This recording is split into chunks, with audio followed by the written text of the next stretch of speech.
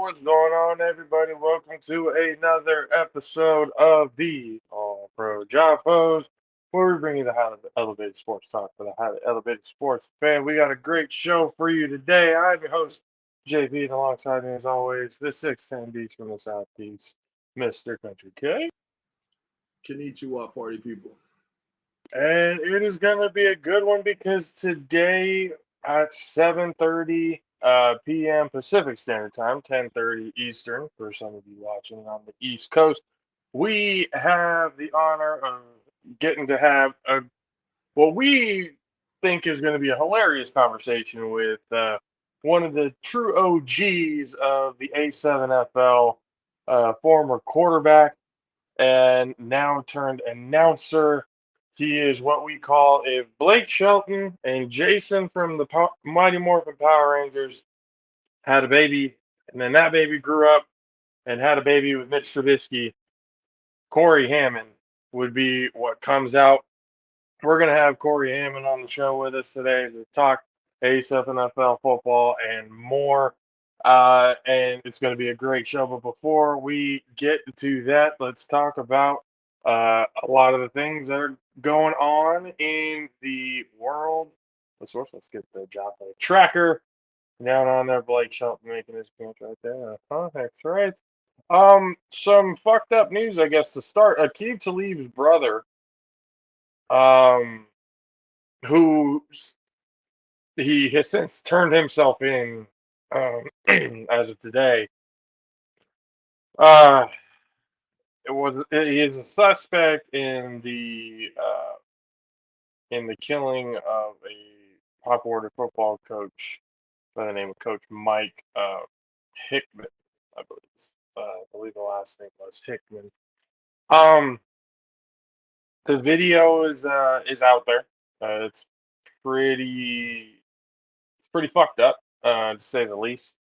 And it's essentially having me think that all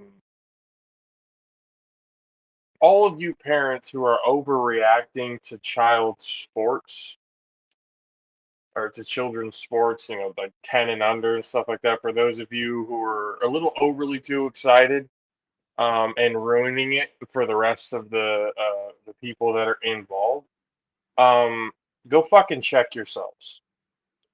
Okay, because a man was just killed in front of his 9-year-old son because of something that happened during a 9-year-old fucking football game. What? What could have possibly been the reason? What could have possibly been the reason?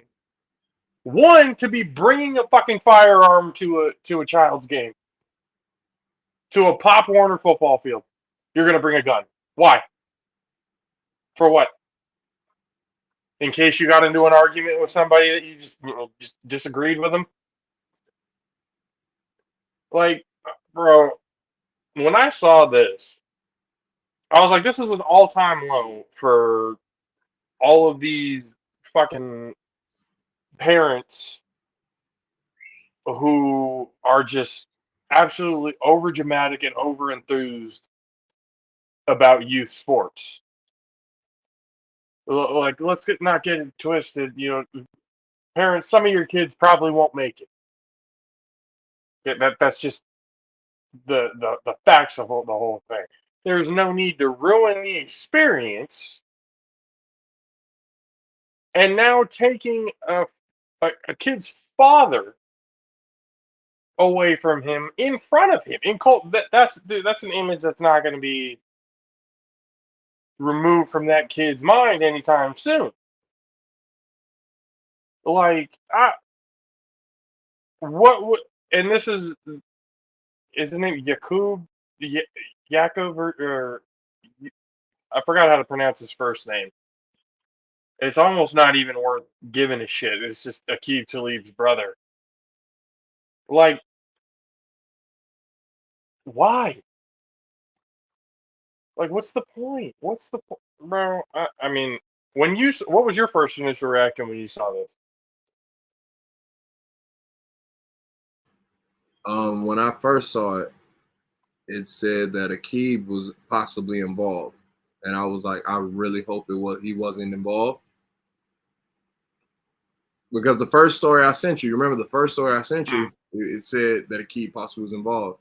Then the second one I sent you, I was like, it's his brother and all of that jazz. So my first reaction was, I really hope it's not him. And then when I found out it was his brother, I still was like, this shit is fucking terrible. Like, why? The exact same shit you said in the beginning. Like, what could possibly piss you off to where you shooting somebody? Like, y'all, first off, what could possibly piss you off at a kid's game for y'all to start fighting? You get what I'm saying? Like that's more of what it came down to. And somebody felt like they had to defend themselves, and that's why they shot somebody, because they was losing the fight most likely or getting jumped. You get what I'm saying? So what could possibly make you want to fight somebody? That's what I'm asking. Like that was so unnecessary. Like, I don't really have the words to explain how unnecessary that was, man. Like, now at this point, it's like you tarnishing your whole family's name. You get what I'm saying? Because now, like, it's a lot of things that people gonna start trying to bring up and trying to tarnish all of y'all now. You get what I'm saying? Man, Yeah. They definitely gonna bring up a Keeb situation for sure. I mean, they gonna bring that up. Like, they gonna try to really. Man, this is first off. Prayers to the family. That's what's going on. Like, I mean, not first off, because I said a lot, so I apologize. So prayers to the family that lost a father, a son, a brother, an uncle. You know what I mean? Possible grandfather. Like, you know what I'm saying? Like, and rest in peace to Buddy. You know what I'm saying? Like, I don't feel like that was necessary for you to lose your life, but rest in peace to you. it just, and again, in front of his kid, you know, it just in front. I mean, not just his kid, but a bunch of kids on top of that. It's a youth football game, dude. Like, come on, what is so fucking threatening at a youth football game? Like, it doesn't make any sense. It just, hold on. Corey's trying to find out if he has to download anything. I said, no, sir, no, you don't. But yeah, it's just like, how scared are you? Like, honestly, how scared of other people do you have to be to think that something like that is necessary? You think somebody's coming after you at all times? Oh, you mean to bring a gun to that game? Yeah, like what? I honestly, I don't think that was the intent of bringing that gun. I feel like that person probably just kept the gun on them at all times, just based off of with their environment they live in. I feel like that's the mindset of having the gun. So that in this Texas, like, come on, you from Texas? We both know. We both know both of our states and guns. Like, come on, man. Like, Florida and Texas and guns. We both understand. And Texas is worse with guns. You get what I'm saying? So, like, Yeah. Like, that's the thing. So people feel like they need to carry them at all times for potential situations. Not such as this at all. But I'm saying we're a time where they don't have a needed situation. I feel like that's probably was the thought process of having it in that moment. But having it at that game, like, you could have left that in the car, or, you know what I mean? Like out of the kids, you know what I'm saying, vicinity. Like, that didn't need to be at that game. Like, I agree with you in that aspect. I get why he had it, just based off of, you know what I'm saying, potential living in that environment. Yeah, well, but it's like growing up in that environment. You know what I mean? Like, I understand why he had it, but no, that's yeah, not. No, that is no. It's not acceptable. No, because again, like, somebody just lost their life for nothing, for fucking nothing, for an argument at, again, a kid's football game. Like, we see the videos of parents and stuff like that getting into fights with each other. I remember when I was growing up and stuff like that, seeing that shit all the time. Parents At games, arguing yeah. with parents from the stands and shit. I remember going to baseball games all the time and that shit happening. Oh, baseball games is the worst. Football. Oh yeah, baseball. Oh my god, Little League baseball games are the fucking worst parental atmosphere I have ever God. seen in my entire life, ever of all time. Yo. It's not even close. It's not even close. It is so bad. It is so bad at Little League baseball games. It's just I'm surprised anybody wants to be an umpire or a coach or anything at a Little League, because the shit is just so wild and unnecessary and out of control. Like again, we see the fights, the fist fights and shit like that all the time. People getting into the umpire's face or referee's face at the end of the game, and just people taking the shit way too fucking seriously. As it again, as if, and you know what the worst part about it is? Most of these parents are the parents of the kid that isn't that good. Usually, because usually the parent of the kid that's the better one of the team is usually the coach of the team. That's kind of how it goes down. But again, just this whole parents need to fucking get a hold of themselves, man. The shit is just, it's stupid, it's unnecessary. There's children around, and you're gonna pull out a gun over a fucking argument at a youth football game. Like, and you could correct me if I sound out of pocket or wrong, but that just it worsens the stigma that's already there. It makes these arguments for these assholes that are out here in this world going, see? It's just like, bro, what? And it's unfortunate that it has to do that, but that's what it does. That's just the unfortunate reality of the fucking situation. It has nothing to do with what, it's literally has to do with the person who just, for some reason, thought he needed to defend his life over an argument. One, he's afraid of losing the fight. He's afraid of losing the fist fight. So in order to save the manhood, you pull out the weapon and say, "Oh yeah, don't mess with me. I'll kill somebody." That doesn't make you a man. That makes you a bitch. Okay, that makes you scared. Bro, it's fucking frustrating to me, dude. It's frustrating to me because it's youth sports. It's bad stigma. It's just overall a fucking terrible look. An absolutely terrible look. I'm just, because I look at all these stories and I look at everything that like went down. The video itself is sickening, and then the pictures of them helping the guy or Coach Hickman that went down, and it was just the whole. So here's a question: what needs to happen for people to calm the fuck down at these youth games? Whether it's baseball, whether it's football, soccer, whatever the hell it is. What needs to be? Does the league need to hold like a parent meeting, saying like this is what we'll tolerate, this is what we won't tolerate, type of shit? Is that absolutely necessary? Well, they kind of already do that, bro. If I'm not mistaken, I'm pretty sure they have meetings with the kids. Mistaken, like they do that already. So what's the next step? What do we? Hold on. Sorry, other window. Like, do you start getting police involved? Do you start like? Do you need to I feel have like police security at games everywhere now?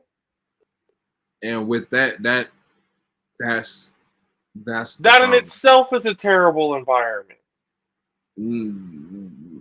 That and the fact that they gonna tell you they can't do that because the police is already stressed in as it is in every department in every city, so they're not You gonna do know? that. Oh, So it's now you're at a point where it's like the only thing they pretty much gonna do is they gonna have in those areas they probably just gonna be like drop if you want your kid to play youth sports you gotta drop your kid off and then pick your kid up at a certain time and your coach will let you know when the game over with type situation or like just the only way no y'all can watch parents the in the game is stands. no people in the stands and y'all gotta watch the live stream. Like y'all can't even sit in the parking lot type situation. Like they really gonna probably do that. Like y'all can't even sit in the parking lot. Like y'all They're gotta get for real around. gonna have to get to the point where they have to ban parents. Yeah, it's gonna get rough. I feel like that's gonna be the trajectory. To be honest with you, I seriously feel like that's gonna be the trajectory. Like, and that's the sad part because of that. Like that completely eliminates the aspect of kids having that feeling of their parents watching them play. Or And the excitement of the fans and all of that type of experience in the game means getting that something. early. Yeah, because if you play in a good team in a good area, it's gonna be a lot of people at those games. You know what I'm saying? Like Pop Warner and stuff is taken real serious in certain areas. You know what I'm saying? So the fans will be there. They'll come watch the games if you're real good. You know what I mean? Especially, early Saturdays, they'll come watch the games. They'll come watch some kids play. You know what I mean? And that'll be eliminated, having that feel. You know what I'm saying? I don't know. That sucks, man. That's a bad situation, bro. Hold on, I just brought up the guest thing right now, and Corey's there just making all the Oh in yeah. the We can have fucking world. twinsies. Fuck it, We can have let's just get twinsies. him on. Ladies and gentlemen, There we go. Yay, he's twinsies. already getting. Let me set this thing up for him real quick. Get him in here, ladies and gentlemen Yes. of the JAFFO Army. Please welcome an A7FL OG and announcer Cory Hammond. What's up, Cory?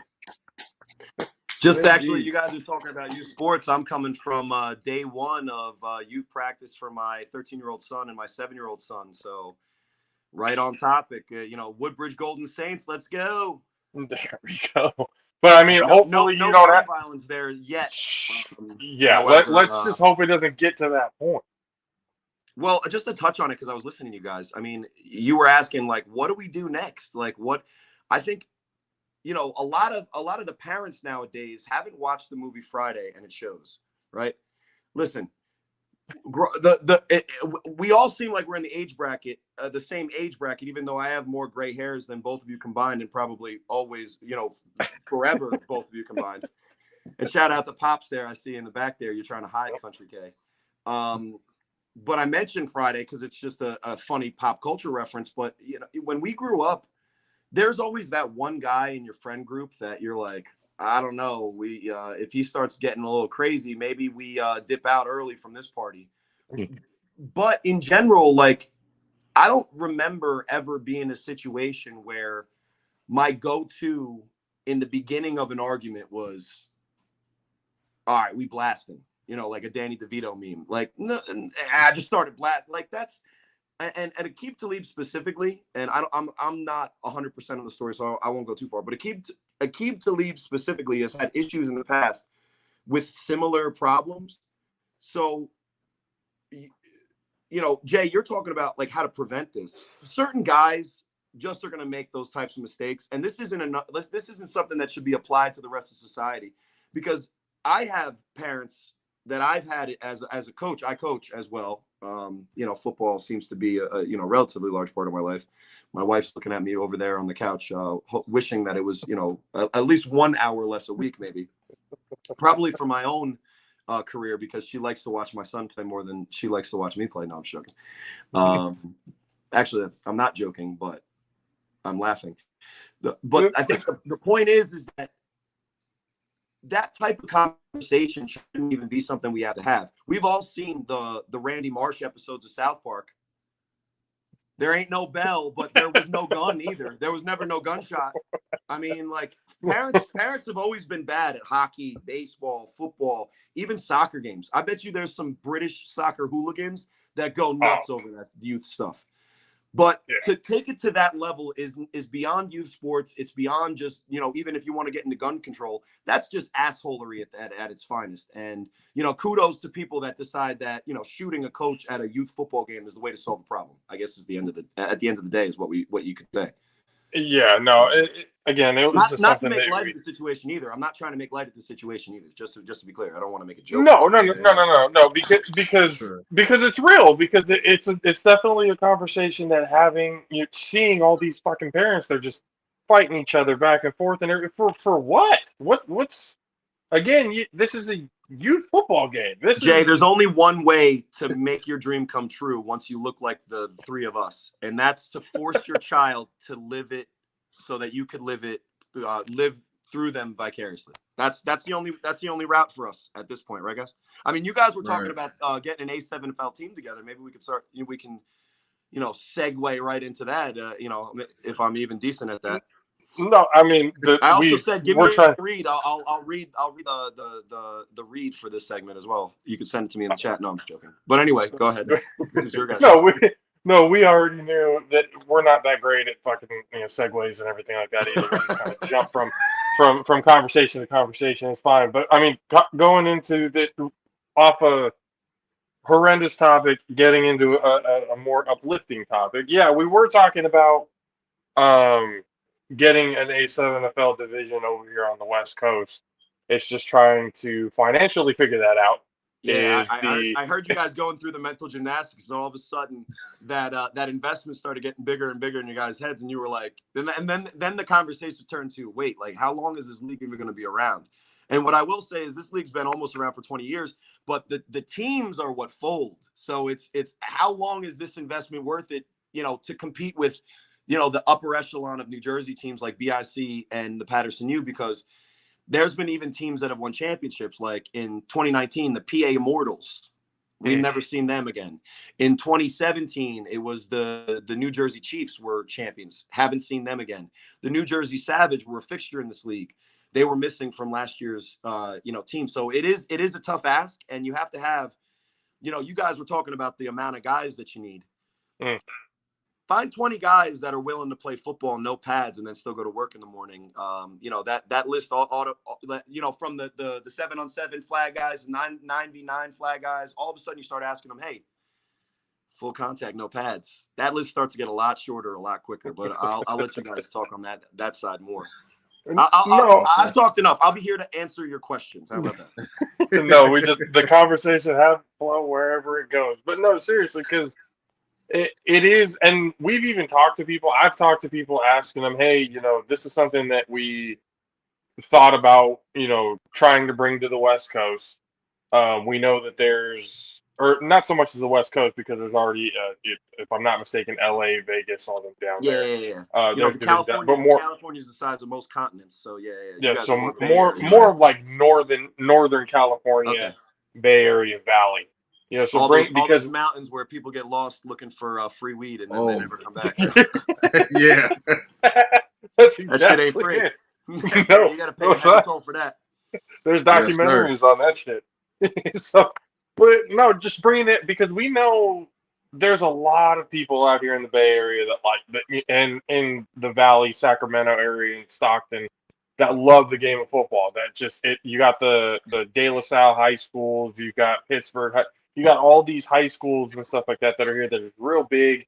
The college with Stanford and Cal and the D1 San Jose State, all these D1s. You got a whole bunch of football-minded people that I think would embrace a league like this, especially because we were talking to Matt Ryan about it a little while ago. We were thinking, because we had thought about what could be options to bring football to the Olympics, right? Yeah. Into the Olympics. Yeah. So we thought flag football at first, but then it's like, how entertaining really is flag football at an international stage like the Olympics? And How how long much would does that it feel like? And how much does it feel like American football at its core, right? exactly? Because So Matt said with the concept of the sevens internationally, with rugby and everything like that, the 7-on-7 concept is something that's well received, and it's not like globally American football is not being practiced. You got Japan, you got Europe, you've got Latin America, you got the international draft in the NFL now that they have from all around the world. So it's not like the concept of American football is lost internationally. So with what you guys have, we were thinking that for the entertainment value to bring everything that really is football into the Olympics the right way, I feel like the A7FL is the way to go. and So it's scalable, right? The cost for every country around the world to get a shoulder pad and helmets and mouthpiece and thigh pads and all that. That investment up front makes it tough to bring to this country here where they're used to playing, like Latin American countries where guys are playing, Mariano Rivera talks about it all the time. He had a milk carton was his baseball glove. That you can't do football like that with pads on. But guess what you can do? You could fill a milk carton up with pistachio seeds, and then all of a sudden you got a ball, and then you don't need anything else, and then you just play 7-on-7 tackle. So I don't want to take this necessarily and turn it into this, comment on third world sports. But you can take the A7FL, scale it. All the countries around the world could develop a type of game plan and even leagues, even developmental things like that. And you can get football that we're familiar with that involves contact, which is what I don't like necessarily specifically about the flag football idea, because it takes the physicality out of a very physical sport. And that's one of that's one of the best parts about football. I feel like it's the mixture right. of the grace and then the martial artists type, combat sports. It's the chess match, including all of those elements. But more importantly, this is the thing that's always glossed over because the highlights look so cool, and the 3-on-1 as a scheme to do a change of possession is way more entertaining than a kickoff. Is that it's safer. And so there's ideas of converting this to youth football, because then it will teach kids, from the earliest age on to tackle without the head in the game. And that, that's another conversation for guys more like Shunner, the CEO, and Ryan DePaul, the president. But as far as the Olympics go, I would love to see the game of American football played internationally. And I think this is one way that it would be able to be translatable and be able to get teams like, China, Japan, all as well as like a smaller, Latin American country, or, a Ghana or wherever, you guys have 20 guys that are tough and fast. You could figure out how to make this, something that can at least be entertaining enough to watch. And especially, if people are, during the Summer Olympics, they're locked into, curling, or that's a winter Olympic sport. But like some of the ridiculous Olympic sports that people are locked in, if you put a pigskin and had guys from different countries going at each other, and you could see their faces, you could see their expressions, sign me up. I mean, it would be the most popular. It would be the most popular Olympic sport overnight, I feel. Yeah, and because of the whole physicality part of it, because of everything that goes on with the game of football, it's second to none in my opinion. And American football could eventually become, whatever the hell they want to call it in other countries, but it could be a worldwide sport that people have access to play.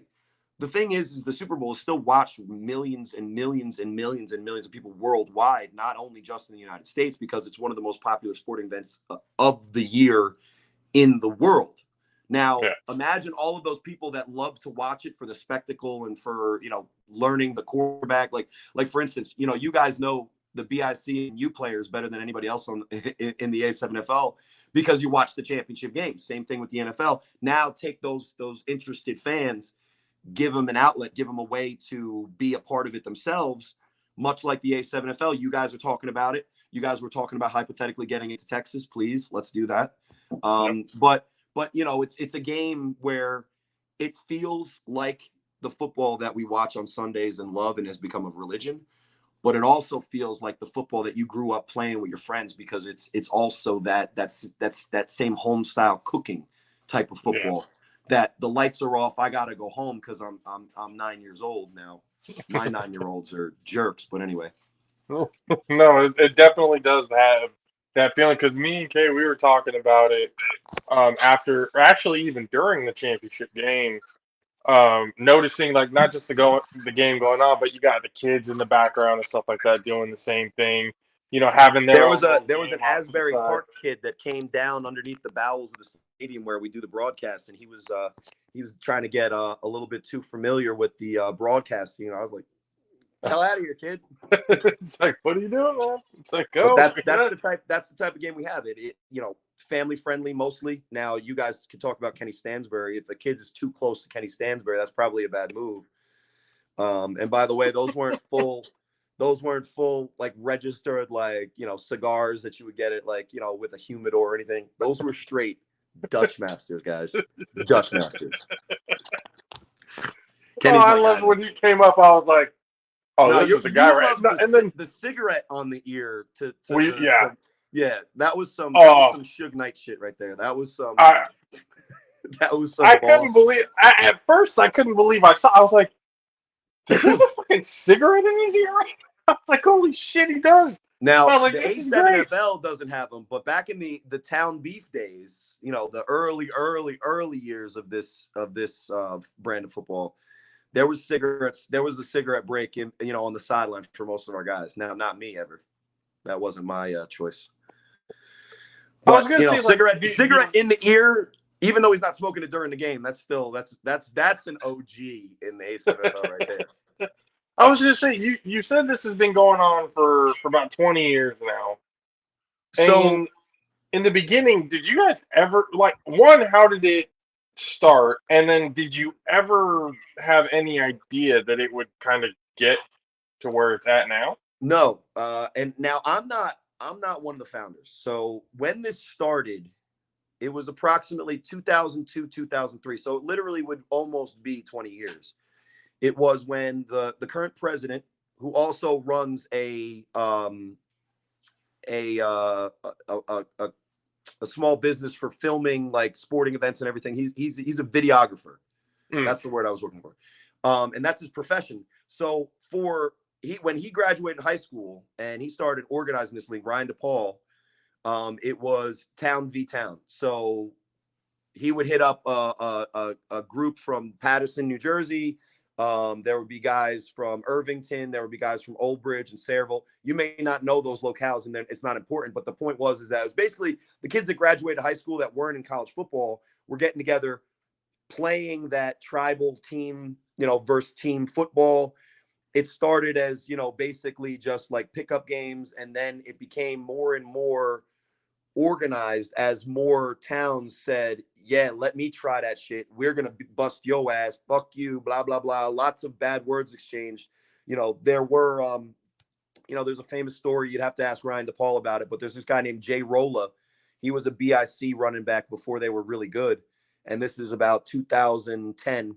And he showed up to a game after being released from the hospital for a gunshot wound. So that like this is some crazy stuff that we're talking about. It's just like, Matt Ryan talks about he's a football historian. I can't wait till he writes the early days of the A7FL when we've got the rocket fuel that he and Derek Duncan keep talking about.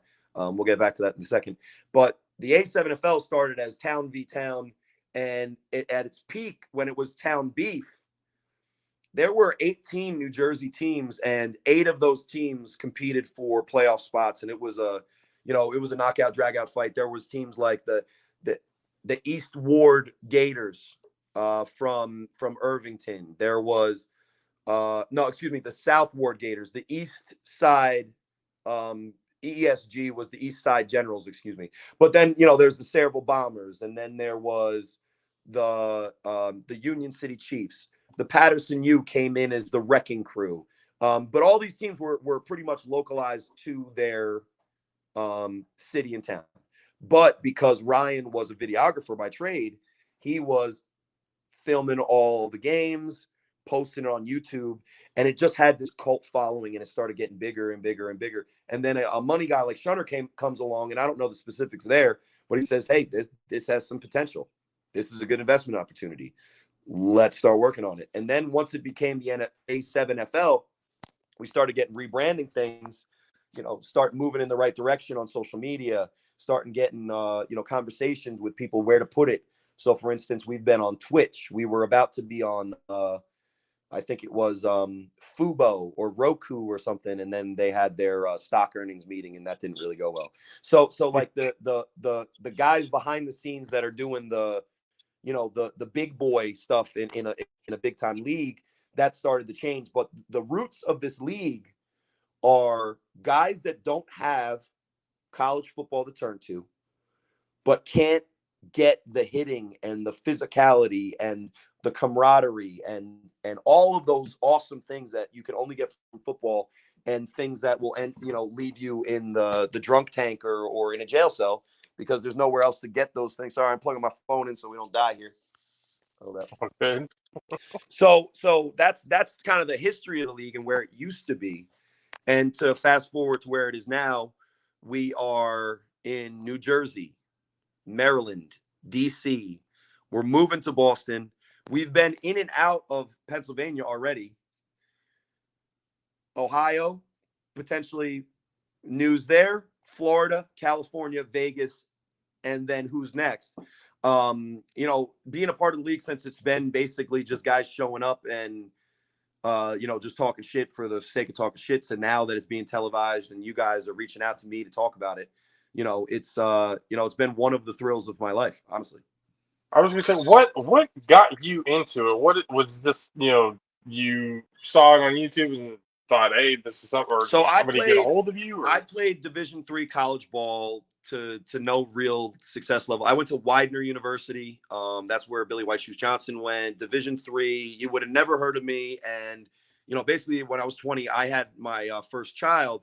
So like the sacrifice it took to be a student athlete for a Division III team, when the coach just changed and I wasn't recruited and all this other kind of stuff, it was like, let me just raise my kid. But I don't know. You guys talk about your athletic careers in the past. Whenever you give up a sport, you're never ready unless you retire yourself. So I didn't necessarily retire myself. I wanted to keep playing. I had the opportunity in 2012. You guys will love this if you're South Park fans. The guy who brought me in the league, his name is Justin Peckin, which is not his actual name, but whatever. Nobody goes by their actual name most of the time. You barely know anyone's government in the A7FL until you literally have to call the games and you're like, wait, your name is Markeith Williamson? We've been calling you Dot Boss forever. I thought it would be something. So the Super Best Friends, SBF, needed a quarterback. And I'm from Sayreville, which is the town that the president of the league graduated. That's where he graduated. And I played quarterback for the high school. He knew about me. He said, hey, reach out to this kid, because I was in college in the 05, 06, 07, 08, and then 09, 010, right? Like so those years I missed because I was in college for 6 years. Not a lot of study and schooling going on there. But get a little Van Wilder action in there. I wish, honestly. I'm the Dollar General version of Van Wilder, if there ever was one. I wish I looked like him. I talked like him and made even a quarter of the amount of money that he did. But the A7FL career, not the college days, which we can maybe have a different podcast for. Super Best Friends reaches out to me, and then I go out there. Was the runner-up for Rookie of the Year that year, and then is the story of my career since my sophomore year in high school at what was then known as Bishop George R. in New Jersey, now known as St. Thomas Aquinas, because apparently Bishop George R. touched some people where they shouldn't have been touched, I'm assuming, which was probably a bad move, even though he was working for the only organization that kind of allows that thing. But anyway, moving on. After my first year in the A7FL, what? Did I go too far there? The St. Thomas Aquinas, like, I don't know if he knew about that history or not. He went to Lakeland. He went to Lakeland. I went to Lakeland High School. Yeah. Where like the Pouncey twins and everything like that played, and okay. I know on that and side the St. Thomas. They played St. Thomas 3 years from my sophomore to my senior year in the national championship. I mean the state title, which turned into the national championship. My junior and senior year turned into the national championship, which is crazy. What state? That's Florida, right? Florida, yeah. So that's some big boy high school football then. Yep. Yeah, how many guys on your team were paid? I can't. That's the question I never asked. I was about to say, hold on. Confirm. I mean, back then, anything that was going on. Back then, the proper question. I'm assuming you were in high school early 2000s, right? Yeah. So from 03 to 07. Yeah, I was. I graduated 05. Damn. So I am older with all my grades. But so like around that time, maybe the better question to ask wasn't how many kids were getting paid, because that's the college question. Maybe the more appropriate question to ask, even though it's definitely not appropriate, was teachers. How could they best relate to Mark McGuire and Jose Canseco? That would be the question. Because that was the high school days that I remember. Now I was too stupid to realize that you know, piss test never found anything. So maybe I would be one of those guys that ran the 4.5. Honestly, I wouldn't. 7. I can't even. Those. The Bill Romanowski motherfucker. I don't think. Honestly, I don't think they. That was I can one say of those some names that I situations. know, but that would be wrong. I won't do it. Just think of Jersey, big time Jersey high school athletes that went to big time Jersey high schools, that went to decent colleges, played for 4 years, and then were 12-year starters for one of the expansion teams from the early 2000s that were terrible, and have rumors constantly. That is 100% fact. I know for a fact. Never mind. No, those riddles are going to be looked into and diagnosed, and that probably goes for probably 50 people. And it's not. We're not even talking about guys in the NFL, because you know. Guys on Sayreville were, you know, hitting that juice a little bit. Yeah, you said I was trying to figure out a juice joke, but you guys are better at this than me, I think. I don't even know how we got off on the steroid tangent, but long story short, my entire career. So my first year as the SBF quarterback, I was one of the runner-ups for the Rookie of the Year. I didn't win the award, but I was considered heavily, and you know, people were talking about me. It wasn't a big deal because the A7FL back then in 2012, but it is what it is. The guy who ran the team basically told me, like, hey, by the way, really respect your game, but you're too slow and white. We're going to go with a more mobile option at quarterback. And so that was the first time that happened to me. Fast forward to 10 years later, and it's happened now 7 more times. But God damn, so dog. I still play.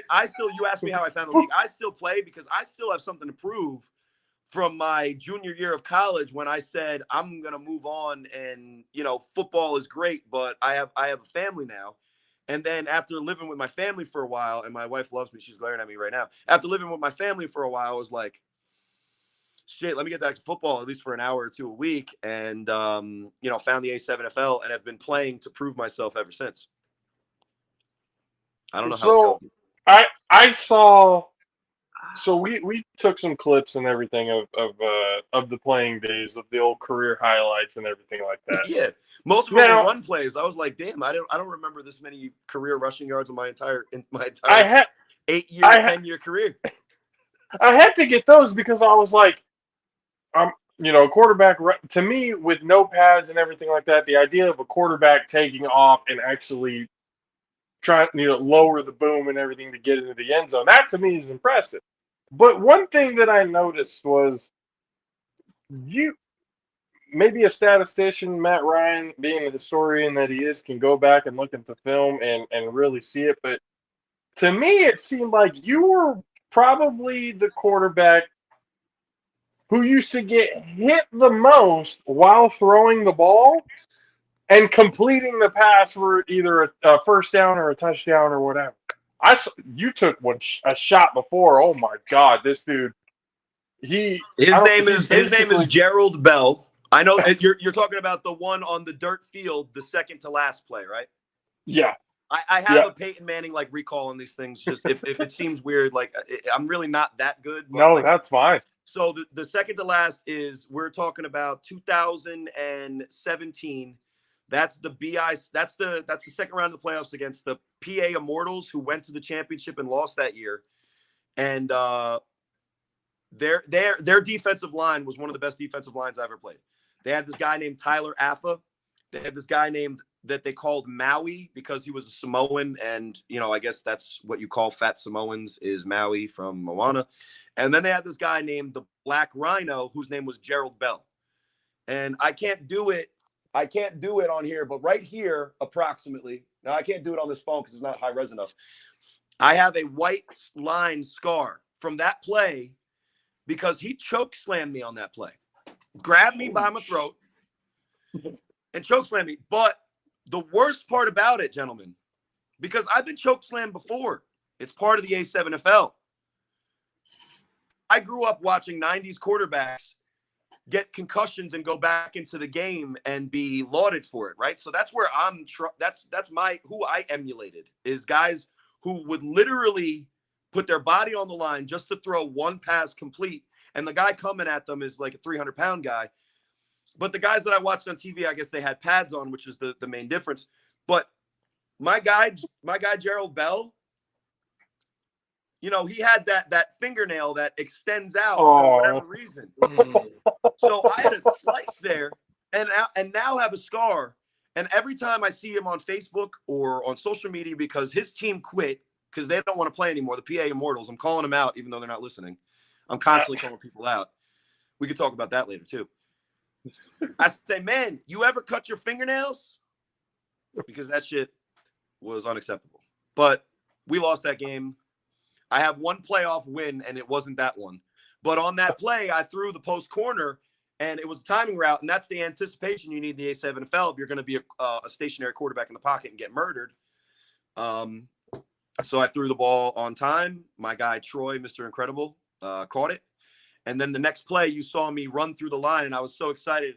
You guys cut the tape, but I was about to do a dance or some shit, and I did the tough look, like I was going to look into the camera, because normally there's a camera in the back of the end zone. And if you watch the whole highlight, there's no camera in the back of the end zone. So I'm just standing there mean mugging nothing.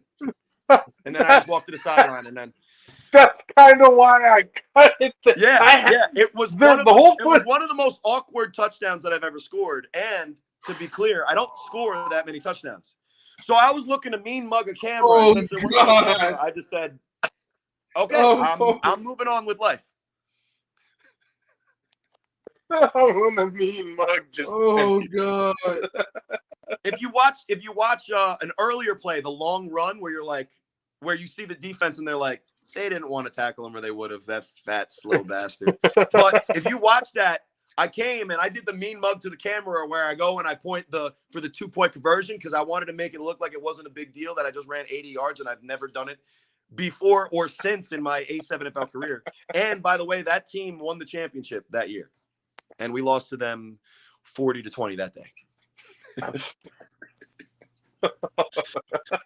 See, I'm getting these highlights and I'm going, damn, I was like, it's pretty, not knowing the final score. And now you didn't see all those times damn. that I got crushed and pummeled to the floor, and with that same anticipation, I throw an out route. My wide receiver is running a post, and all of a sudden, right to the defender, and it's like, that doesn't go on the highlight. So I was gonna say, well, that's the beauty of highlights. You only get the good stuff. What I always say though is I do throw a very catchable ball. So if you include my interceptions, my completion percentage is like 75. So how did you get into the announcing part of it? Did they just, since you had been with them for so long, you know, when we first started doing it, we were still uploading games to YouTube, and it was to be fair, the OG of the announcing is a guy named LJ Smith, and he has a very specific style. His style is not necessarily conducive to the masses, and it really fit our brand of football because he was more up there to clown everybody, and it was a very rhythmic kind of like, you know, there was this one guy, his name is Ace Boogie. And I always rag on LJ Smith because one time during a play, instead of doing a normal play-by-play, this guy rolls to his right, finds this guy, touchdown. And it's like a Matt Ryan type of thing that we're familiar with. It was Ace Boogie, drops back, Ace Boogie, Ace Boogaloo, Ace Boogie, Ace Boogie. And like he said Ace Boogie 11 times in a row, but it fit, right? So LJ was our announcer, and then LJ had called multiple games of mine. You know, he kept saying, like, what are we going to name this guy? What's his nickname going to be? He's back there. He's cool, calm, collected. And then for like a year, my nickname was Cool, Calm, Collected, which is like, that's way too long. But I wasn't in the championship game, so it doesn't matter to guys like you that are the French watchers. But then Ryan asked me, like, hey, we want to make it a little bit, you know, want to add a little bit more to it because it's asking a lot for one guy to constantly talk for 3 hours with no commercial break to post on YouTube. I go up in the booth. We start going back and forth. He said that I sucked. I said, you don't even play. What are you talking about? And then we started having this chemistry. And, you know, kind of from there, you know, the rest is just I want to be a part of the league. I can look in the mirror and see myself.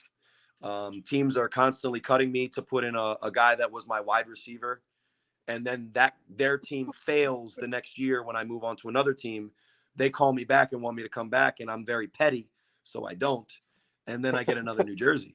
But I wanted to be part of the league even past the part because I see the future is bright, in my opinion.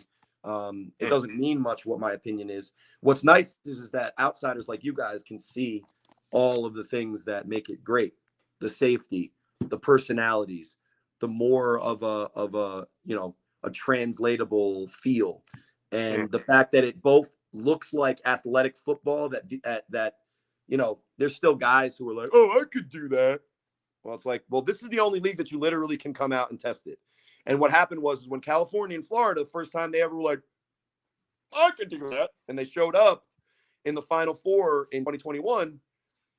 California lost 70-77. And Florida lost 80-0. So it's like, we love when people say, oh, yeah, we can do this. That's easy. But then you realize when you go up against the guy, you know, a team like BIC, whose quarterback runs 4.31, whose slowest wide receiver runs 4.5, and whose defensive linemen eat, breathe, and sleep sacks. Like they wake up from a nightmare because they got blocked in a dream, and they're 18 years old or 19 or whatever Verardi is in John Columbia, and they literally have a motor that if they get blocked for 2 seconds, they're still going to get off they're still going to get off the block and make a play. When you're facing a team that can excel at this game, you better know what you're doing because, you know, like the Vegas Force saw this year, when you're trying to figure this game out against an opponent that outclasses you, you know, athletically, which our Patterson U team and BIC team do pretty regularly, especially against the out-of-state teams that aren't Maryland, who is like our, you know, they're just our slightly younger brothers in this league. They've been around almost as long.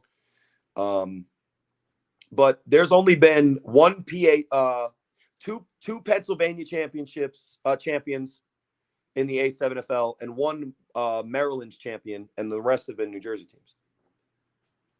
I mean, it is a game to figure out. I mean, especially the 3-on-1 concept for the throw offs and everything. I looked at, I was like, that's actually very entertaining. You know, especially with the guys that you have out there doing it, and then having to get more and more familiar with it. Yeah, it's football, but it is a different game. Yeah, of football to get used to. So go ahead, Josh. Florida, what the fuck? 80-0, bro. God dang. To be fair, the Florida team that came in in 2022 that made the playoffs. I don't know. Have you guys seen the Nightcrawler rare breed game? Yeah, we saw that. I one. watched it. The Florida team was the better team. They just were dancing, and now they've coined the term, for me at least, to Nightcrawler, which means to lose the game that you were up in the fourth quarter while dancing before time was up. Now, that's the caveat.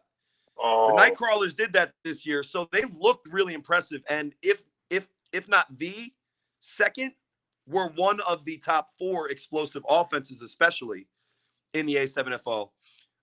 They had one week we did a Florida broadcast in which the Florida team played a team that drove down from Ohio. And those guys that drove down probably wish that they didn't, because the game was 80-0 before the third quarter was over. And it was such a horrible game that the broadcast literally broke. and it was a good thing too, because that Florida team was something to behold. This year, they were just too undisciplined. I wish that I could go as far as I really want to, but they were too undisciplined, up by 6 in the fourth quarter, dancing before time was up, and then the football gods came back to bite that in the ass. What's the highest scoring game? Blowout game, or either blowout game or combined game? The thing is when it's combined, when one team has success going back and forth, it lowers the total output of each offense, because we have a running clock until the last 2 minutes of each half. So when both teams are successful on offense, it's not as big of a barrage of points. But the 80 burger, which is what we call it because we never had a term for it before, the 80 points that BIC basically Wilt Chamberlain on the Snow Tribe this year, in which the Vegas Force were able to bring up on National Donut Day when they were getting ready to play that same team in the playoffs, the Snow Tribe. That was a savage social media roast. That 80-0 game, which was stopped before the time was out because it could have got worse, was so lopsided because not only was BIC scoring on offense, but BIC was scoring on defense and special teams. So the avalanche was just constant, and it was a deluge of biblical proportions that day. But at a certain point, it was just like, nobody on this team has a chance, because the Snow Tribe famously played the entire season with 0 quarterback skill or talent or execution or whatever you want to call it. And their cornerbacks covered a calculus curriculum on the sideline than they did any wide receivers that were out there for BIC that day, at least. It could get bad. And honestly, we were on Stadium this year, which was our which was the way that we were broadcasting our games. Right. And Stadium basically said, look, nope, we're not getting that again. Don't do that again. So schedule change. It's terrible. When you don't even finish the game. It's just I've never seen mercy rule happen in a football game. All right, you know what? Let's just call it. Let's all this. We know it's bad. Now, don't get me wrong. The Patterson U and BIC have mercy ruled other teams before, just not to the extent of 80-0, where BIC is trying not to score and they're still finding ways to accidentally get in the end zone, and they're putting in the guy Herschel, which if you watch the BIC games, is the OG. He's 50 years old and still playing in this league. Now he's not playing at a level where he's a playmaker. But BIC, if they're up by a lot, they're like, yo, get Hirsch in the game. Now his name is Michael Walker, so they call him Herschel Walker. But that's how old he is that Herschel Walker was a recent reference when he first started playing in the league. He's like that's obviously impossible, but anyway. He's like old man in longest yard when they're up. Hey, send them out there. There's no exaggeration there. That's exactly what it was. Oh shit, that's funny. But that's my guy though. No shade, no disrespect. Herschel is a legend in this game. He'll play in sneakers. Sometimes he doesn't even play in cleats. He's like, I'm playing in the right foot New Balances, the dad New Balances. You better get out of the way. bringing a boom. I can't burn my guy Hirsch. That's blasphemy. But So you now, guys can already tell I can't stop myself, which might be a good segue into me telling your fans at home what to do if they want to really have some fun with me. I was just about to ask, how the hell? And you almost read my mind. That's The a good segue thing, podcast. I'm That's not good bad segue at right it. there. Wait, let me That's do not a terrible. read. Watch my read. My read is like A- minimum. Oh, I'll have to get you one, and then we'll get. Oh, No, I'm I gonna don't try and see need if to I do a can get a read, but commercial just for the wrestling. I A7FL know with it you hits and me Matt. regularly. I got to get a commercial or something to get with you and Matt Ryan or something like that when you guys talk about the A7FL. But how did the idea of people roasting you come into place? If you listen to our podcasts, and I'll say this specifically, like I'll get to yours, babe. My wife is in the background. Like, tell them my roast. Tell them how badly I made fun of you. I will. Oh, I know she has good ones. My wife has good ones She on might me. I have know one she of the has better good. ones, but there were some pretty good ones. And what I would do is forward fans to A7FL Twitter, A7FL Facebook, A7FL whatever. Get on Spotify, listen to the 3-on-1, rate us with a 5-star review, and then you have an opportunity for the sweepstakes. But I am constantly, unabashedly ripping whoever I possibly can, whenever I possibly can. One of our episodes was called Rent Free, because even though it happened in 2017, I still bring up the game where I won the National Player of the Week, because we went down to Baltimore, and one of the top teams from Maryland was called the Baltimore Kings. And the storyline going into the game was that the Baltimore Kings were one of the best defenses in the league, and they're looking for a #1 seed in the playoffs. And I came down there, I shredded them like 17 for 21, 300 something yards, 5 touchdowns, like embarrassed them. And the next year, yeah, I recall my stats when they're good stats to the letter. Courage Mosey also had a 70-yard run in that game too. We put it on them, and I might be exaggerating just a touch, which I have a tendency to do. But the next year, the Baltimore Kings, and what the story is it just so happened they changed their names to the Vikings. I, to this day, will not let them live it down that they had to change their name because I embarrassed them on their home field in Dunbar. And that stadium forever will be known as Cory Hammond Memorial Stadium for what happened to them that day, where I threw Rob Fabian, a left tackle type, a conversion.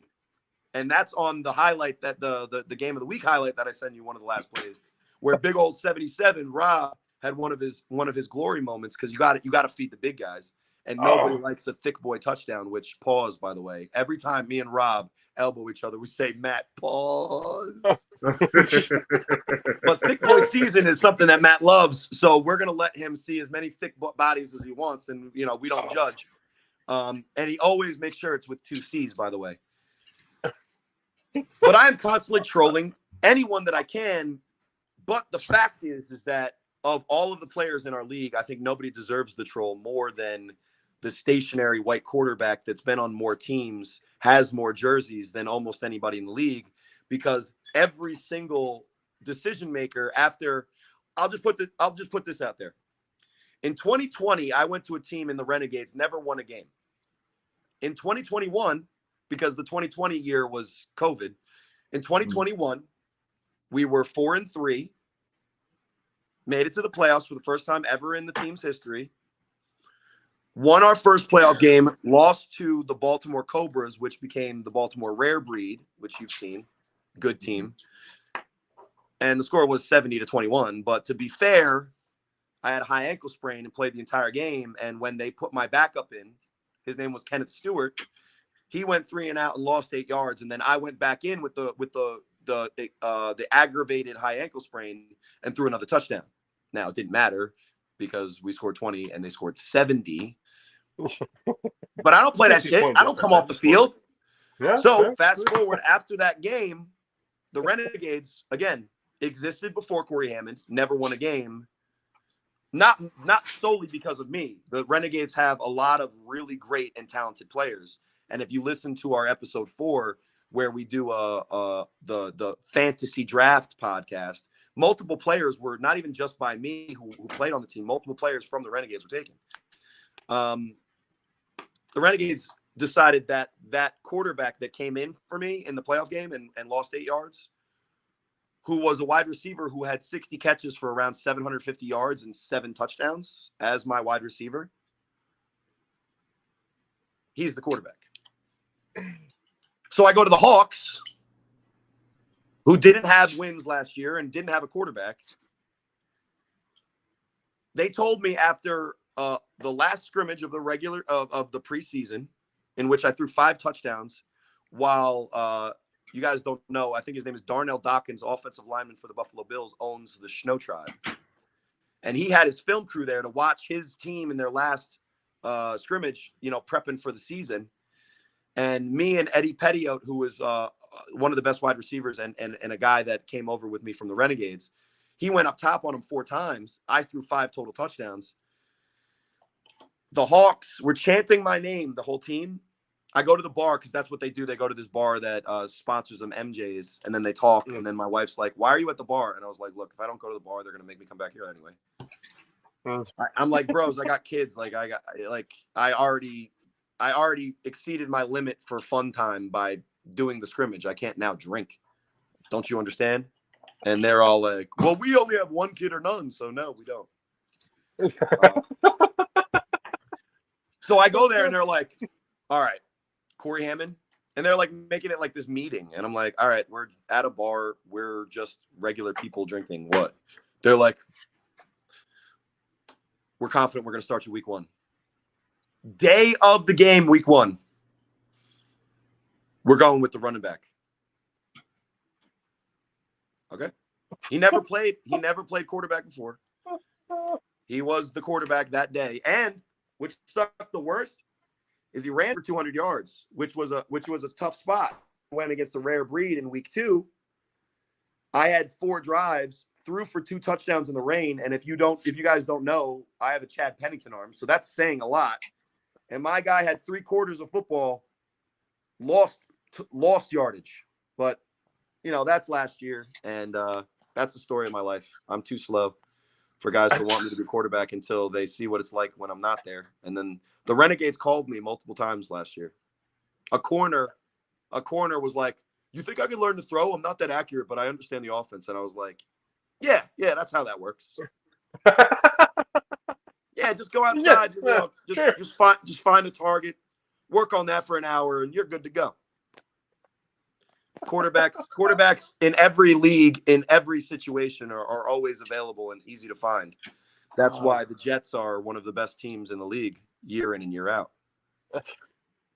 Jeez, the unfortunate story of what could have been with Cory Hammond with all these other teams. No, it's not the unfortunate story. Oh, Look. I say unfortunate not for you. It's unfortunate because these teams made dumb decisions in the fact that some of them folded because they didn't keep you. Well, that's not fair because it could be karma. Let's be honest, karma coming for I have 1 playoff win. Now, I've only ever been favored by Vegas. Seriously, no, Vegas doesn't favor. But you guys know when you're playing in those leagues when you're facing the U or you're facing Snow Tribe. So I've only been favored once, and I won that game. There you go. Well, at least you won a game that you were favored. Yeah, but my playoff record makes Tony Romo look like Joe Montana. My playoff record makes LeBron James finals record look like Michael Jordan. My playoff record, I'm one. Matt Stafford before the Super Bowl. We could have given you that one. Yeah, that means that if you get me on the right team with a good offensive line so that I don't have to run for my life. I've also been working out, gentlemen, by the way. If you see the A7FL promo stuff where I'm handing out that trophy, I was a whale. So after seeing those pictures, I was like, look, self, let's figure this out. And I have there, you know, don't tell anybody, guys, but you know, the next couple of weeks there's going to be big A7FL free agent news. Oh. And I'll be breaking that hopefully on the podcast, not this week, but next week. Ah. And then we can refocus and start talking like, you know, I have a 7-year-old and me and him watch anime together sometimes. So we really I really like the My Hero Academia. So I've been trying to go plus ultra, guys. There you go. I hear you. I hear you on that. Oh shit! Man, I can't. There's I only can't so many wait to hear times the you news. can go Super Saiyan. Shout out to my guy Matthews from the Gators, who, if you watch Gators games, guys, he'll catch a 3-yard slant, and all of a sudden he goes Super Saiyan. Now he's bald like Krillin, but what I say on the broadcast every time is, if you focus hard enough, you can see his chi and the yellow hair floating around him. But anyway, He's bald like Krillin. he is. Look at his head. I'm not joking. Yeah. But as evidenced by all of this shit, the point of what you're saying is that I dish it out. So I talked to my guys on the podcast and I said, I think it would only be fair if we allowed, because, you know, my melanin lacking ass being the face of this league, it gains a lot of attention from my brethren that have invited me to the cookout. But in the immortal words of one of the linebacker for the Rare Breeds, his name is Ricardo Freeman. After we played them, and I was coming out of the booth one time, he was like, "You know what, man? I didn't like you at first, but I fucks with you, bro." That meant a lot. That meant a lot. Now, you guys don't know the Wolverine, but Ricardo Freeman is probably a character that you would see more from The Wire than any other television show that's involved with Baltimore. But anyway, moving on. I'm probably getting in trouble for talking now. You want to hear my wife's roast for me? Yes, please. Please. I do want to This hear is a good one. This was a good one. It also hurts. So if I like squeak or my voice cracks, it's because of the internal pain that I'm hiding by saying this out loud. And I quote, "If only Cory Hammond's legs ran as fast as his mouth, he wouldn't have been cut by every A7FL football team." She's over there dying laughing, looking at me. Yes, that's my face afterwards. Look at that. Boom.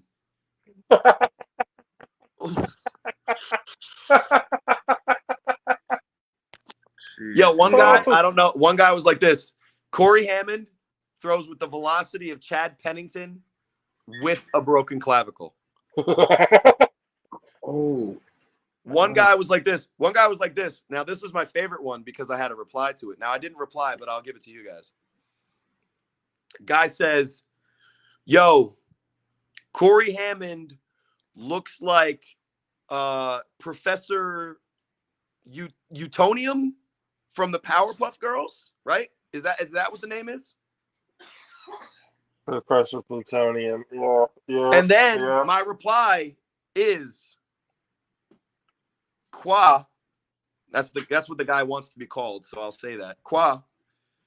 When I got home from school, I would turn on Batman the Animated Series or Dragon Ball Z. I don't know what drew you to Powerpuff Girls specifically. A. B. Stop sending the one positive play that you've ever had in the A7FL to Matt Ryan. Extra points in games you lost do not count as highlights that make the A7FL real. Qua.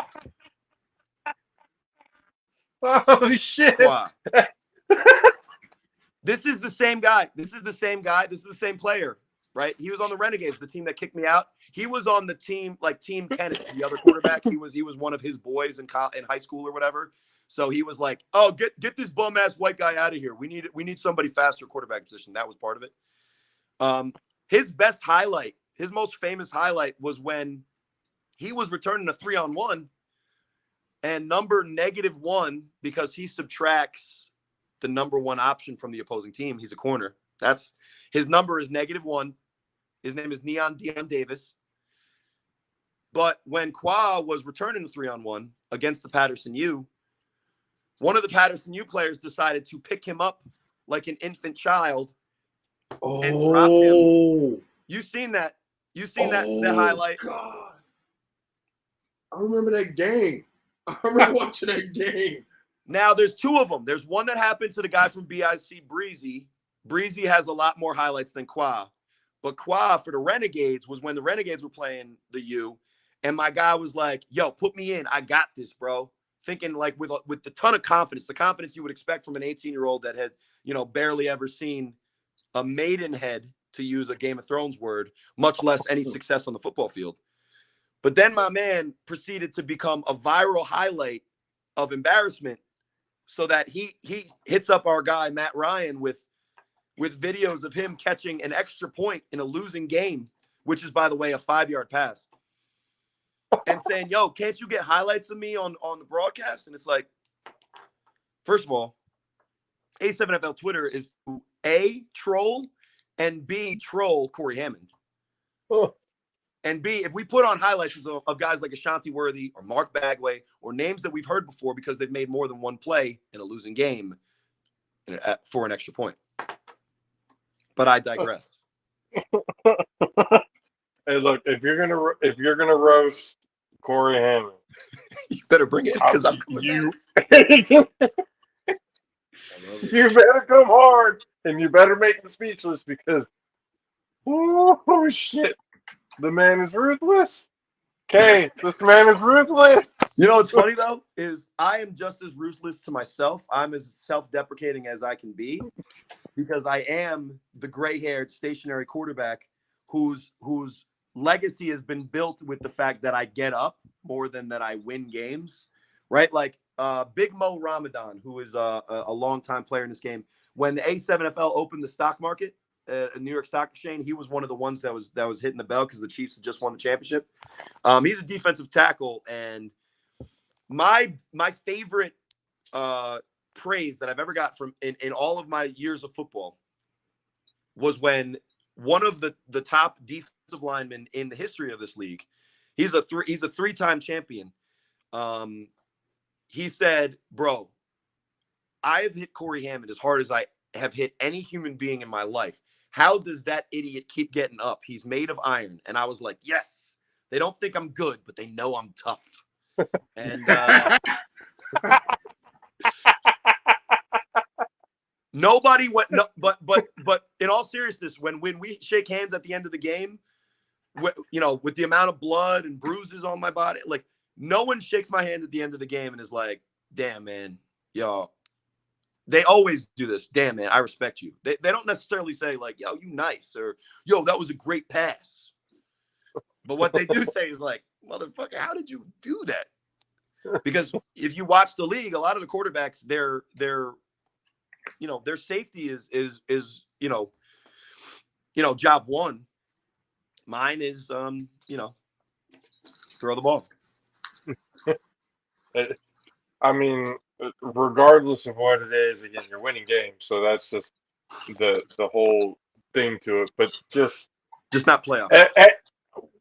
I mean, that can go again. There's a lot of quarterbacks in a lot of leagues that win a lot of games during the regular season, but don't show up in the playoffs. Aaron Rodgers. Shit. Yeah. Hey, even all-time greats have their troubles, Corey. That's fine. It's fine. Let me tell you something about the quarterback position in general. We always get the blame, and rightfully so, but we don't always deserve the blame.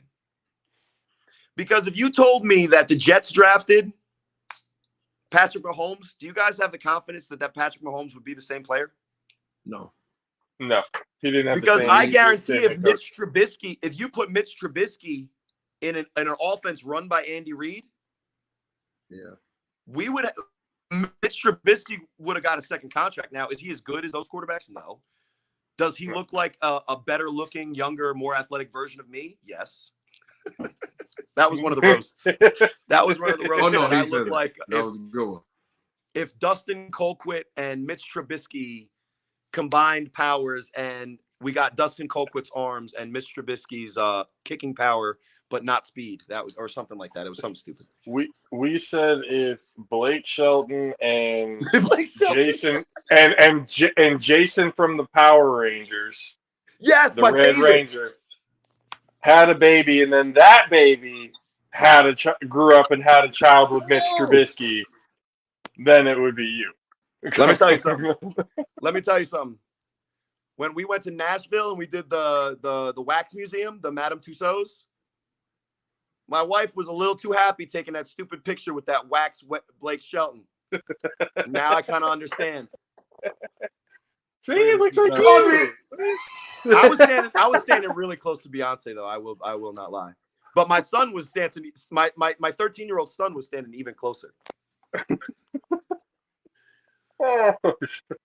At least you guys didn't say, like, Matt Ryan tried to praise me one time and said I'm the Ryan Fitzpatrick of this league. And I literally wanted to go into the wrestling ring, which he also does, and chokeslam his ass, because I was like, bro, you're telling me I'm the perennial bridge quarterback? And then I actually thought about it, and I'm like, Jesus Christ, he's fucking right. I'm gonna be honest. I go put my background as Fitzy. Show my chest here with some gold and be like, what up with it? Sometimes you just got to embrace it. Well, my best friend growing up, and since we were 2 years old, we played football growing up. He's a big time New York Giants fan. Now I told you my football compliment that I loved the most. The football compliment that I had to really take a lot of time to get used to was when my best friend growing up, who was a huge Giant fan, he started coming to some of my games when I was in high school. And he said that I reminded him of Eli Manning. I was like, oh, do I look like I have Down syndrome? Like, what the? Eli, but two of the greatest quarterbacks of all time are from my man. And if you've ever seen Eli Manning's wife, it doesn't matter what he looks like because he won. You promised that this podcast would be hilarious. I hope that I'm not. Oh, hey, no. I kind of figured that it was going to. Blaine, come get me. Blaine, come get me. Please, Blaine, come get me right now. Blaine, I wish drunk, Shelton had more than just that honeybee song. I would even pretend to do a country accent for that. I think the only thing that he's famous for is this shit, where he's like, "Pick May from The Voice, because I'm drunk and it's a joke when you're Southern." And then he's like, "Let's talk to Gwen Stefani, Gwen." And then she's like, "Bro, I've done too many mushrooms, bro. I can't even talk." Maybe LSD. I don't know. What do you guys do out there? Well, I think Cali is more weed. Well, we don't do what if you look at Gwen Stefani, we don't do that to people. Oh no, she went in rooms that we haven't gone in, so she's definitely on some kind of LSD, mushrooms. Let's stay out of those rooms. Yeah, we don't I'm not going in none of those rooms. Yeah, no experimenting here. Cory, again, appreciate you for coming on, man. We need to have you on again, especially when the season's coming in. Yeah, man. I'm here. We can have you on and talk. That'd be great. I'm here to annoy my wife while I entertain you and you guys fans. Shout out to the All Pro JAFFO, army out there, whatever the fuck you call these people. I won't advocate it too publicly, but let me just say, Integrity Farms all the way. Try to be as cryptic as possible there. I got to join my wife. And if you're a fan of either sports in general, for whatever reason, my dumbass talking, or specifically the A7FL, tune in to the A7FL 3-on-1 podcast with myself, Matt Ryan, who is great, Rob Fabian, who is even better than me. If you've ever seen the movie Soul on Disney Plus, he's the barber. It's literally him. Go look at the visuals. I'm not lying. Oh, God. Oh, God. That's one of my more tame ones. But most Oh, importantly, God. guys, most importantly, if you're a fan of the A7FL or if you're annoyed with my face as you're watching it, go to the A7FL Twitter and roast my ass because I deserve it. I make fun of more than everybody should ever be made fun of. There's a guy for the Vegas Force. His name is Craig Jones. They call him Pac-Man. He's one of the better athletes in our league. He was up for MVP of both the division out there for the Vegas Force as well as for the league in general. And multiple times on podcasts, I've made jokes about his receding hairline. I said, and I quote to Sterry Codrington, quarterback of the BIC, what retreats faster, the Vegas corners or the hairline on Pac-Man Jones? That's a quote from me. So if anybody deserves a troll, it's Cory Hammond.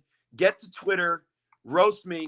And the best roast, gentlemen, has a pick from either the cursed game-worn BIC Cory Hammond jersey. The cursed one. Okay. The red BIC is traditionally blue and white. As you saw in the Final Four this year, when they wear red, it's cursed. So they should have blown out the Gators. They look like shit. The red jersey is a cursed jersey for BIC. That jersey I just wore, guys, was the last jersey I ever wore for BIC in a game. We lost to the Immortals 40-0 in the playoffs the second round. Jeez. We had to buy that week Yeah, too, that's so I cursed. didn't get my. We had to buy that week that year too, so I didn't get the one win in that year. We made it to the second round of the playoffs, but only because of how good we did in the regular season, only to lose 40-0 because Big Fern, our offensive lineman, got hurt. Big Rob couldn't block more than one guy, so me and Courage had a tough day that day. There's also this very rare Spanktown boys, which don't ask me why they were ever called that. They can't even write Spank on the jersey because it's so stupid. But that's a Spanktown boys Cory Hammond jersey. Guys, this was probably one of the most embarrassing years in the league. So if you troll me, you might even cherish that more. But this is the crown jewel. It's the game worn from some of my best games. Cory Hammond, BIC, signed jersey, because, yes, that's right. I love myself so much. I signed it. As a troll, I asked the rest of the guys on BIC to sign it. They were like, no. Why? So that makes it even better. And it's also game worn. You can see the rip. And this is probably from somebody trying to kill me. So you can see the nice detail of the fray there. So roast me. Do a good job of it. Make people laugh. That's what this world needs. And win a jersey that, to quote Kyle Ward, a wide receiver for the Patterson U, guys, that jersey is worth what? A blunt and a CC? And then Matt Ryan corrected him and said, no, that's 2 Lucy's and a bite from a bodega sandwich. So if you want a prize that's the equivalent of 2 Lucy's and the bite of a bodega sandwich, hurry to either A7FL Facebook, A7FL Twitter. Get to making fun of me. Guys, if you've been watching this, thank you very much. Guys, for having me on. Thank you for having me on. Hell yeah, Cory. But I expect some good stuff from you guys too, because I gave you a lot to work with. Oh no, we got film and we've got this. We've got everything Now, we need. see, We'll the figure nice it part out. about the film, it shows all the good plays. So you can make fun of the change in how my God-given rib pads have gotten over the years. But like I mentioned, 2023, Cory Hammond coming svelte, fast. Well, not fast, guys. I'll just be a little bit more athletic than, slow and white. So medium and tan is where I'm going for. But I'm up, guys. I'm up to 200 push-ups today, and I'm running wind sprints with my youth team. So that's better than I've done in my entire A7FL career. Let's go. of the JAFFO army. I'll leave you guys with this, because let's be honest, with football, us melanin deficient players, we do struggle because of all of the reasons. But we also aren't a very popular, visual in our league if you look around. So because I'm white, because I'm a pocket passer, because I'm 12, a lot of guys mistakenly just lazily call me Tom Brady because I'm old, I wear number 12, and I'm white. But league, I have 1 playoff win. So let's do it properly. I have 4 kids. I am a compiler with yards. I am perpetually down in the fourth quarter with one drive to get that chance. I'm Phillip Rivers. Let's go. Oh. Oh, I am not God. Tom Brady of this league. I have a bunch of kids. Oh. I'm always down in the fourth quarter with one drive left. I am one of the career leaders in yards with one playoff victory. That sounds like Phillip Rivers to me, gentlemen. Oh, that's definitely a Phillip Rivers. Ladies and gentlemen of the JAFFO Army, the Phillip Rivers of the A7FL. And Cory no matter how Hammond. many times Matt Ryan says, I do not have 5,000 kids, my wife is going to get suspicious. I'm in the house every day. 5,000 So women. Like that. Matt's trying to get you in trouble. That's what he's doing. No, you know, it's like you live through your kids. No, this is fucked up. Matt, I'm not going to ever blaspheme Matt, so this is just a joke. You live through your kids. Well, Matt vicariously lives through the idea of me. Shit. Ladies and gentlemen, Cory Hammond. I disappoint every time. You know, it's funny. He signs off the podcast like this. And don't be an asshole.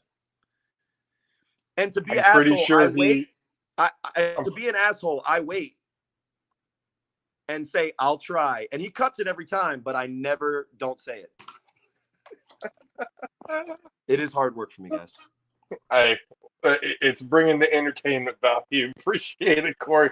We got to talk to you again soon, my friend. This shit has been absolutely incredible. Appreciate the time, my friend. I think I took too much of your time. Yes, that's why our hour-long podcasts are an hour and 40. I'll let you guys go.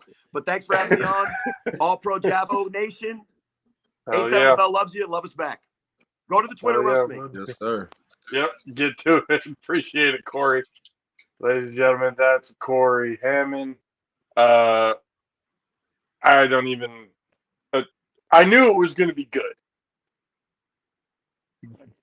But, man. Again, bro, I don't think anybody can actually roast him. I don't think that he hasn't even done himself, or he won't be. Or, he's going to be difficult. He's going to be difficult to roast for sure. Because what he came with today, holy shit. He came with the firepower. That shit was good, but you see how everyone in this nation describes Florida, right? Alrighty. So I was just sitting back, rubbing my hands like, I'm gonna look at game film. I'm gonna try to find some old A7. I was listening to every team, every single league. The name was. I was like, all right, I'm gonna remember that. Because as soon as he said that, I was like, all right, I can definitely go back and find out what he was saying that the different leagues were. But I definitely was listening like, all right, I want to go check out the film anyway, like just regularly. But now I'm like, now I got a reason. I think I know what my roast thinks. I don't want to say it because he might still be watching, and I don't want to give him a heads up to get ahead of it. But I think I have an idea of a visual that we can put for roasting Cory. I think I can figure something out because again, I've seen enough film to where even in the highlights, we could probably put something together that's pretty embarrassing or like, come on, dude. It's like this shit. But like again, it was great to have him on. Again, go roast Cory Hammond, A7FL on Twitter. Follow them. Great group of guys out there doing their thing. And again, we're trying to bring it over here to Northern California to bring that type of vibe here so that everyone can kind of get a taste and see what we mean by the A7FL possibly being the future of football, especially when it comes to the Olympic aspect of the entire thing. So again, appreciate Cory Hammond for being on with us. We can't wait to have him and Matt, and we need to get Fabian on here soon. So we have the trifecta of the announcers, and they each have their own story, and then maybe at some point have all three of them on at the same time to really get some good stories out. That would be dope. That would be pretty dope. And then I'm gonna be honest with you. That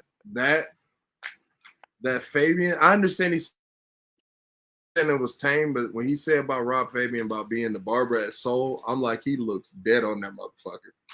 Dead on him, bro. I don't know if you're going to be Soul. I've seen it a few different times in passing, and then I actually had to watch it one time. I was just stuck there. And he looks dead on that barber. He looks dead on it, bro. And that's a cartoon. So it's like if they made a cartoon version of you, bro, this is exactly what you'll look like, bro. It's like, bro, go look at the announcement. Just take a picture from Soul and just pull up a A7FL game and just put it right beside the TV. And be like, holy shit. Holy shit, that motherfucker got an eye. Might need to find the pictures and put them together. But yeah, again, man, that was awesome. Glad. And again, he got here early, hung out with us, talked about stories, talked about a bunch of his career and everything, and what they're doing and all that kind of stuff now. And again, the A7FL is something to definitely be on watch with. And appreciate Cory for hanging out with us for a good amount of time and shooting the shit and once again bringing light out of what originally the show started off a little dark and now laughter and everything put in. Before we get out of here, talk a few things. The Bucks signed Carl Nassib. Yes, sir. Welcome back home, my boy. Welcome back home. Kay sent me, or I saw that. I didn't want to say anything because I knew Kay was going to be sending it soon. And then it happened, and I was like, I'm fucking done with Tampa. They're just a super team right now that's just, for as long as Brady's going to be in, which we now know is probably 1, maybe 2 years, depending on how this year goes. I feel like if the Bucks win the Super Bowl, he might be done. But no, come on, no, come on, no, come on, no, come no, on, come on, no, come on, no. come on, No, come fuck on, that. come on, fuck that. come on, No. come on, bring it in, bring fuck it this in. team, fuck your team. I'm done. I'm done with this shit. That's what I said there earlier. Like, I'm fucking dead. Bring it in. Hey, come here, come here, come here, come here, Scotty, come here, Scotty. Come here, Scotty. Do you want the fuck? Come to you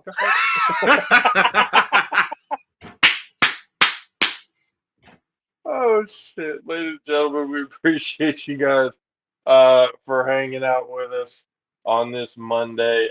Now I've put it on at least the Twitter bio. We will now be moving the show from Mondays and Wednesdays to Mondays and Thursdays now. So we have a little bit of a gap between. So for more news and stuff to be able to come in that we can talk about and really get more stories. Preseason is going in full. So there's a lot of things going to be going on. The JAFFO fantasy draft is going to be coming very soon. I told you guys it'll be the Monday, September 5th. Will be the draft. So be sure to get into that, and so we can have another successful year in the JAFFO Fantasy League. NFL's ramping up. We're going to have a lot of things to talk about, watch-alongs and stuff like that coming soon. Shout out to Mountain Mike's, Dave and all them. We'll be getting in touch with them to possibly have some Monday night games or Sunday night games being hosted over there. So be able to help their business as well as being able to bring the show to the locals and bring the community together in some way, shape, or form. But again, we will see you guys on Thursday. Appreciate you for hanging out with us today. Appreciate Cory Hammond of the A7FL for hanging out with us for a good bit, giving us some good fucking laughs. Because hey, everyone somewhere needs it at some point in time. Get to roasting them, and then you guys know where to find us on all the social media platforms. On Twitter, the JAFFOs AP. For Instagram, JAFFO Sports, Twitch, PvP Studios. Some things on Twitch that we might be coming up with. Kay had a good idea when we were off here before we started this whole thing that we might get into. So be on the lookout for that. And then you guys already know YouTube and Facebook for Native Rose Productions. And then on Spotify, you guys leave a rating, the 5-star rating, follow, share, like, subscribe, do everything that you need to do to be able to give us a bump and share them with your friends so that we can get to the point we're doing this shit full time because this is what we like to do. We like to have conversations like this and we like to have a good time and talk about sports in the process like us fans always do. For the highly elevated sports talk, the highly elevated sports fan, the all pro JAFFOs. I'm your host JP, and this is Country K. We will see you guys on Thursday. Deuces. K's. Oh, yeah. Hold on. Let me see if he gets. No, he's gone. He's gone. Deuces and aloha, people. We'll see you guys next time.